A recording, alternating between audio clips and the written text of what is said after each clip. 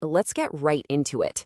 For decades, General Electric wasn't just a successful business. It was literally the undisputed gold standard of global corporate management. I mean, this was a legendary titan. Business schools built entire curriculums around it. Executives all over the world practically copied its leadership systems word for word. And investors, they treated GE stock like a foundational, unbreakable pillar of their portfolios. But over time, this seemingly invincible empire suffered a dramatic and honestly shocking decline. Which brings us to the core mystery of this explainer. How exactly did the world's most admired company collapse? Now, what's absolutely crucial to understand right out of the gate is that this was not a sudden, overnight disaster. There was no single, spectacular, catastrophic event that brought GE down. No. Instead, it was a slow, silent, and fatal erosion from the inside out. Section 1. The Rise of an Empire. Okay, let's dive into this. At its peak, GE's massive diversification model meant they weren't just doing one thing. They were kind of doing everything. We're talking about building jet engines for aviation, manufacturing life-saving healthcare scanners, constructing massive power plants, running a gigantic finance arm, and developing advanced industrial tech. Operating across these vastly different sectors initially seemed like pure genius, right? I mean, it spread their risk across the entire global economy. If aviation had a slow year, healthcare or energy could easily pick up the slack. It was a model that built undeniable and what seemed to be indestructible scale. And let me tell you, investors absolutely loved this. They admired the stability and the highly professional management it took to run such a sprawling operation. For a long time, GE was practically synonymous with relentless efficiency and guaranteed shareholder performance. But here is the critical twist in our story. This very scale was secretly building a complex trap. Because as the corporate structure grew higher and more intertwined, the sheer weight of it became a massive liability. Basically, what was once their greatest armor slowly became the exact thing that suffocated them. Section 2. The Capital Allocation Trap. To really understand this trap, we have to grasp a core concept: capital allocation. Now, I know that sounds like dry financial jargon, but it's actually the most important job of any corporate leader. In simple terms, it's deciding exactly where a company should put its money. Like, which division gets more funding to expand? Which external company should we acquire today?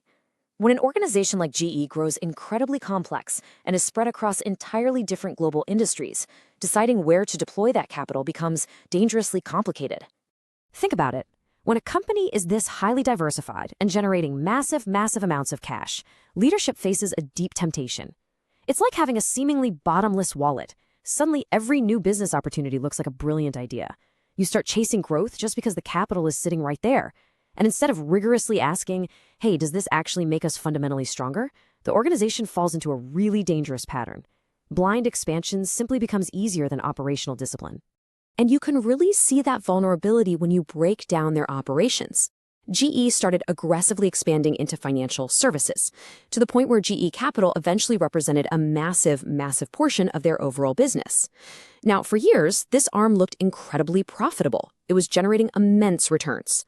But here's the thing. Building a jet engine is one type of risk. Learning billions of dollars in complex financial markets, that is an entirely different beast. GE shifted its dependency toward financial services, relying on profits that carried deep, hidden systemic vulnerabilities, which ended up completely exposing them to broader economic downturns. Section 3. Chasing Dangerous Growth. Let's move to the operational side and see how this builds into a massive nightmare. Because GE wasn't just growing internally, they were buying companies left and right.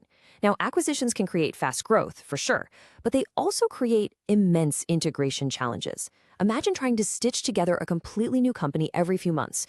You've got different IT systems that stubbornly refuse to talk to each other. You've got vastly different corporate cultures colliding head-on. You've got completely incompatible supply chains. It creates this brutal, compounding domino effect of friction. And, all that friction creates devastating hidden costs. As GE became this tangled web of acquired companies and fragmented management, maintaining any sort of coherent strategic clarity became practically impossible. I mean, a CEO's attention is entirely fractured when they're trying to put out fires in a software division in the morning and then dealing with a turbine factory in the afternoon. Because of all this chaos, decision-making just grinds to a halt. The operational focus weakens, the company simply became way too heavy and way too convoluted to actually manage. Section 4. The weight of expectations. Of course, this internal chaos wasn't happening in a vacuum. Because GE had built this flawless, historic reputation for consistent performance, Wall Street basically expected that growth to continue forever. And that expectation trapped GE's leadership in a relentless pressure cooker. When everyone expects you to show incredible profits every single quarter without fail, you get really tempted to prioritize short-term financial engineering over long-term resilience. You might rush a bad acquisition or maybe push into a risky financial product, all just to make the quarterly numbers look good. But as we all know, reality always catches up. You can financially engineer your way to a good quarter, maybe even a good year. Revenue might temporarily spike, earnings might even look rock solid on paper, but underneath the surface, structural weaknesses were silently accumulating. The rot had firmly set into the foundation of the empire. And right as GE was struggling under its own internal weight, the broader business world completely changed the rules of the game. See, for decades, the massive conglomerate was viewed as the ultimate business model. But then, investor preference shifted dramatically toward the specialized company. The market realized that smaller, specialized companies were fast, they were agile, and they had incredibly clear focus. Suddenly, what was once seen as GE's greatest advantage, its massive, sprawling size, was now viewed by investors as a slow, overly complicated liability. They were essentially a tortoise in a market that suddenly demanded cheetahs. Section 5. Lessons from the Fall. So GE's collapse wasn't just a stroke of bad luck. It was the result of a gradual strategic drift that became completely disconnected from operational discipline. If we do a corporate autopsy here, there are 4 crucial takeaways. First, capital allocation is literally everything. You have to know where to put your money to build long-term value, not just short-term gains. Second, growth does not equal strength. Expanding just to get bigger can actually make you terribly weak. Third, brilliant financial success can mask deep operational flaws for years. And finally, focus is absolutely essential. When leadership loses clarity about what the organization is actually supposed to be best at, decline is basically inevitable. Which leaves us with one final critical question to chew on.